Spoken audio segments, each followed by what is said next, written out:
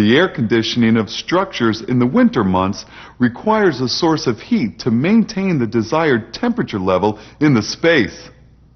The source of heat can be gas, oil, or electricity. No matter what the source of the heat, there must be a means by which the heated air is supplied to the space, as well as a means to stop the supply of air when it's no longer needed or no longer available.